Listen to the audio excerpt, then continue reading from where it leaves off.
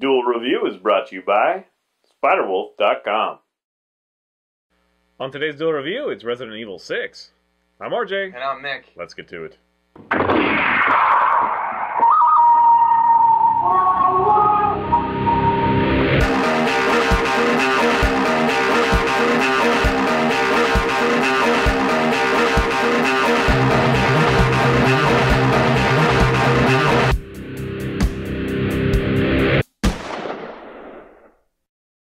Hey guys, welcome to Tuesday the 26th of March. We are doing Resident Evil 6. That's right. Recently we did Lollipop Chainsaw Massacre, which is one of those ones that didn't get great reviews, but we played it and loved it, wanted to bring it to your attention. This one also didn't get great reviews, and so we wanted to play it, and we did not love it, and we want to bring that to your attention. I suppose so. I've never had more, frustrating first levels of a Resident Evil ever, and just so many quick time events where you want to see what's going on, because you're fighting and you're about to kill that guy or you're about to die, and then they have a cutscene or something like that. So frustration aside, let's just fill you in on the story. The story is actually quite in depth. There's a lot to there. This game is huge. Yes. In fact, we wanted to review it last week, but we just couldn't make it because it's just a big game. We've been playing it together. You can play online as well. So they kind of tried to break new ground, and they also tried to crank up that volume to 11, kind of thing. But did it work? Not for us. And not for many of you as well. Many of the other critics as well. So it follows, Leon Kennedy, and he has his, what's her name? Helena Harper. Which they are kind of, guarding the president, and something happens, and so it kind of continues from there. And then they run into Chris Redfield and what's his bucket? I like his name. It's Piers Nevins. Nivens. Piers Nivens. Piers Nivens, and each of these pairings have their own campaign. And then of course they run into Jake Mueller and Jake Mueller and Sherry Birkins. And Jake, of course, is the son of Wesker. The son of Wesker. Kind of thing. And there's some other cool stuff that I actually didn't expect in that story. Yeah. But otherwise, kind of fairly cliche. And I don't know these characters because I don't really care. I mean, beyond Leon and, like Chris Redfield and Claire Redfield and, the Wesker. Ada Wong. Ada Wong, yeah. Okay. Ada Wong's was the last one we played. And it is a one-player thing where all the others are focused definitely on the two and the cooperative and whatever. Right. And Ada's probably the most interesting. And also, because you're alone, that's another thing that I'm going to say right now, is that playing this solo, or if you're playing online with somebody else, it's much better than the split screen, because the split screen is just claustrophobic enough to make it extra frustrating. Right. Plus, when you're playing with two people, it seems to take the ammo a long time to show up when you kill someone. Right, you kill someone single player, and the ammo just drops, and you pick it up and move. Whereas in split screen, playing PlayStation 3... and you're just waiting around. I don't know if you guys saw, but we had it for PlayStation 3. So playing the PlayStation 3 version, you just have to wait for them to kind of dissolve and then take it. So, but like I said, there is a lot of depth here, and there's a lot of story here. Is it all great? No. But it's still interesting enough. The problem is that there are enough points that are broken to the point of frustration and not knowing what to do. And even if you do figure it out, the nuances and all I want to do is climb up on that damn thing, and I keep getting knocked off, or the camera won't let me, or they keep going to cutscenes, and I get shot in the head, and then I die, and then it's just the most frustrating thing. And at first we're like, okay, well, this isn't, we can manage this or whatever. It just got worse and worse and worse. And by the end, except for Ada Wong's, which I still definitely had some of those frustration moments, but there's not so many cutscenes, because what they do is, they cut scenes to show that one of you, sometimes you'll split up. So one character, it's like, oh, they've encountered this, so they cut scenes so that both of you see it. Well, meanwhile, the other one is, trying to face a horde, and they're surrounded, and they've got one bullet left, and they shot it, or so they thought. But then there's a cutscene, and then you come back, and you're turned the wrong way, or the camera is up, aiming at the sky now, and so it's just so maddening. Right. And in addition to that, there's also when the other person, let's say I'm playing and he falls in battle. Oh yeah, big flashlight. I see his fall, and then I lose track of what I'm doing. Meanwhile, I'm still holding the stick, trying to figure out what to do, and I'm almost running off of a cliff because I still see his screen and not my own. And they do have a decent thing where you hold down for PlayStation, you hold down L2, and it kind of shows you an arrow. The screen goes blue and shows you an arrow, so you can kind of figure out what you need to do next. But sometimes it just goes away, and it's because you need to hunt in that area or whatever. But it doesn't really tell you that. You just have to figure that out and then remember it. But yeah, I mean, there's a lot of weapons, and they're interesting. But if you don't play on an easy level, you're going to run out of ammo, and you're going to run out of ammo a lot. So you have some melee. The melee's not bad. But again, when you're meleeing somebody and you hit them once, maybe twice, they scoot just tiny bit far enough away that if you try to melee them again right away, you'll miss them completely, and your animation takes long enough that they'll just clobber you Plus, or whatever. You're slowly getting exhausted, and then that kind of slows you down. So irritating. Exhausted means that, like, instead of doing these cool combos, you're just swinging at them real slow.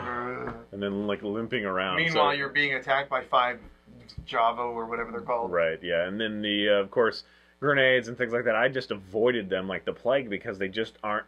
They're fairly effective when you can get them to work, but that's the thing, is getting them to work. It takes too long. It's better just to shoot them. I'd rather just have ammo kind of thing. Yeah. And then there's, like shotgun ammo. There's 12 gauge and there's 10 gauge. Well, congratulations. It's realistic. Not all shotgun ammo is the same. I get it.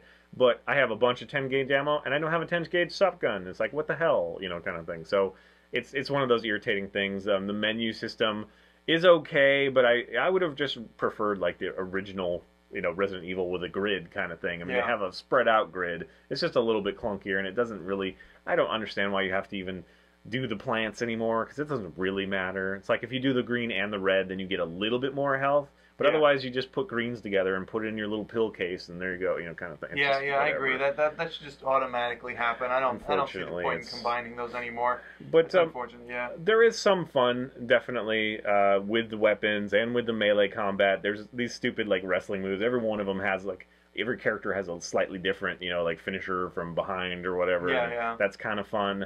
But once you've seen it just becomes kind of like this elongated animation that you then have to wait for whatever.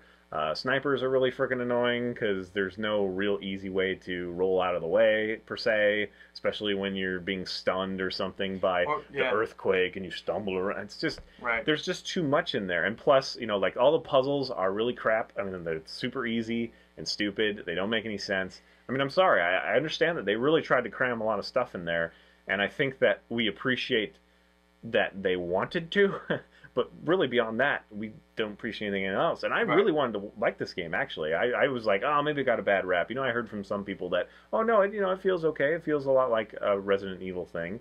I don't know about that. Right. They classified this as an action horror as opposed to a survival horror. Yeah. Well, I mean, Resident Evil's always kind of been that way, though. Well, it's not definitely like been action oriented, but it's always been a survival horror game, just more action oriented than Silent Hill, but this is uniquely an action horror. And we're always together, and we have to manage ammo, it's. I do appreciate the times where it splits you, but it doesn't do enough of that, or at least drastically enough, because it's just kind of like, oh, well, you're up there and I'm down here. I mean, big deal. If one of you had to go a completely different way, then the other one had to do a different way, and I had to unlock, and sometimes they do that. Every once in a while they will do that, and I kind of like that. It's kind of fun. Or I'll need to, I'll go find some crates and I'll loot the crates, and then I'll have to hold off some of the zombies to let him, go over there or whatever. But they only do that a couple times. I wish they had done more of that and took more advantage of that. And then also the bio weapons of destruction or whatever they're called. Yes. What are they called? Biological weapons. BMAs, what are they called?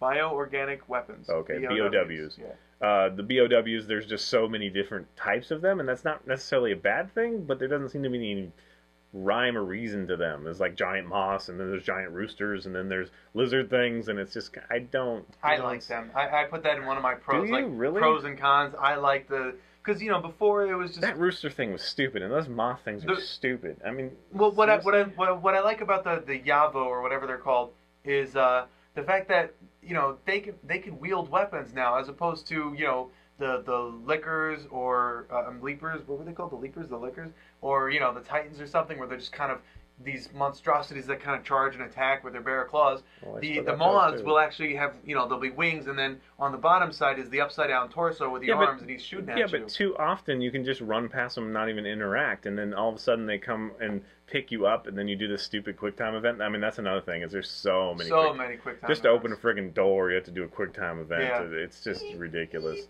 And then, of course, the heal, though, is just you push a button, I stab him in the heart, and he gets back up. Or it looks like he's just punching him in the boob. Yeah, I think that's what's happening. He's like, quick get heart, up, moron. palpitation. But the thing is, like, when you're healing somebody else, you're, like, impervious to being hit. But as soon as you get up, if you don't heal right away, the person you just healed will probably die. Like, die. Not fall down again, so you have to heal them again. Right. Just die.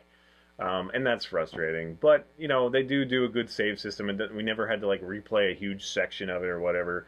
And, again, there is some fun story there. You do get to spend time with each one of the characters. There is a slightly different flavor to each one, but I don't think it's enough, really. Yeah, honestly. I wouldn't say that it's enough to warrant different, like, strong different campaigns. I mean, if you made a game where they kind of intersperse in one chapter you're playing as Leon and Helena, the next you're playing as Redfield and Piers, that'd be interesting. But yeah, to break it up as it is, it just wasn't worth it. And also, it is fun to see them get together for the first time and see where their stories overlap. Yeah. But unfortunately, you have to relive that same cutscene, not even from a slightly different angle. It's usually exactly the same. Well, you're talking, I sections think, of it. mostly the Ada Wong, where you're battling through. No, I'm talking about all of them. What are you talking about? When they run into Redfield and Leon, it's like, Oh, yeah, that's when right, you're yeah. Redfield, you're going to run into Leon and whatever. It's going to be exactly the same. And then that big monster one, is exactly the same, except for with different Jake characters. and So Chris, yeah. it's not even that you're trying to do a different objectives. It's the exact same objective. So it's like if you play, it's almost like penalizing you for playing all the campaigns. But whatever. I actually kind of liked Jake's a lot because they go to China and it's just a little different. It's a little fun. I like Jake because he doesn't need a weapon. He can do bare hands, and he's actually really strong barehanded because he's Wesker's son, I suppose. And he does like these cool kung fu moves that he usually kills him. Cutscene mostly though. Well, no, it's the R1. I mean L1 R1. So aim and okay. attack, but it totally worked. Yeah, and then jump kicking is fun. Yeah. That kind of thing. But anyway, so yes, it was kind of maddening. It really. I will say though that I've never played such a bad game where I lost track of time so easily. Like 8 hours gone like that, and I'm not sure why, but most of that was, oh come on, Yeah. stop with the cup sign. I don't care. Frick. I don't need to know that door's opening. I know it's door. I can actually see that. I don't need the Yeah, cutscene. yeah. It's like, come Oh, on. those stupid cutscenes. Yeah, So many of 'em. so unfortunately, the mechanic is just clunky enough that it just doesn't work for us, and I think that's the same for most other people. And if you played it cursorily, I played the demo, and that's what I was like. The demo's actually really good. And I played by myself. I mean, you could have online people help, which one time I didn't realize that, and I came back, and there was some guy like shooting me in the head, just like waiting for me to come back to my system and play with him, kind of thing. But the more open screen and things were a little bit more responsive, and so I was like, okay, we should get this game, we should review it or whatever, and then it just started getting bad, and just Yeah. it's just the monotony of it all too. You brought up the online thing, and I wanted to bring up the the agent hunt mode, and essentially what that is you can go online and play as an enemy in someone else's game. So essentially, while we were playing, we had real life people playing as enemies attacking us, and they knew what they were doing, so they weren't stupid about it, and we were. They are very limited, though. Happening. I mean, they are very limited in Yeah. what they can do. You have to kind of shamble along. Right. But yeah, they were doing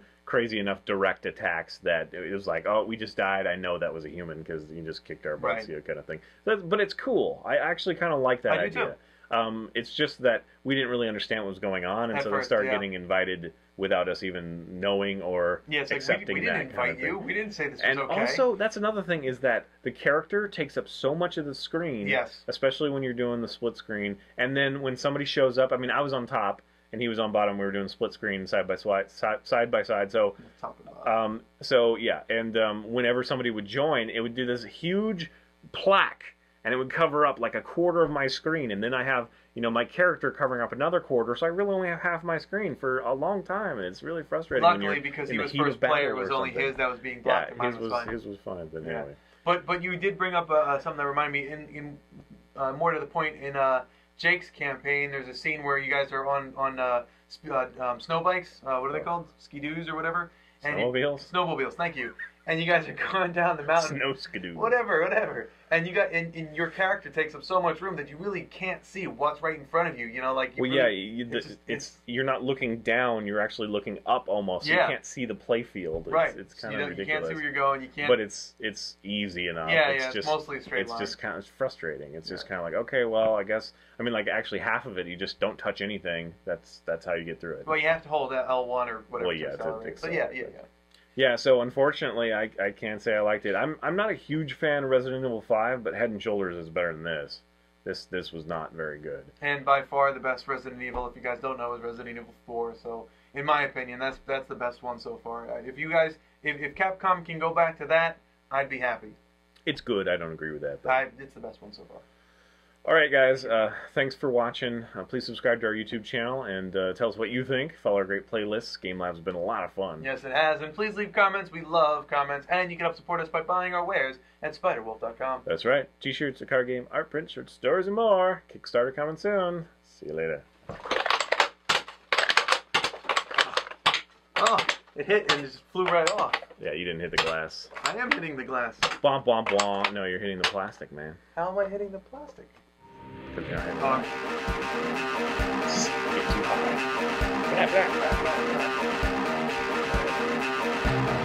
Next time on Duel Review, press pause play. we have crooked tables. A little behind the scenes there for you guys. Is that an innuendo?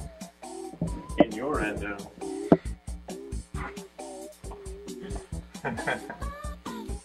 Hey baby, want to see the behind my scenes last night? Didn't quite work. Tried. I tried to be creepy and disgusting. Tony the Tiger to sing, and I got the sun to sing. Say hi to your fans, Tony. They're great. That's right, sponsor us Frosted Flakes. Kellogg's. Yes. I used to love Frosted Flakes. Well, I used to love corn Used flakes. to? Bullshit. I like sugar.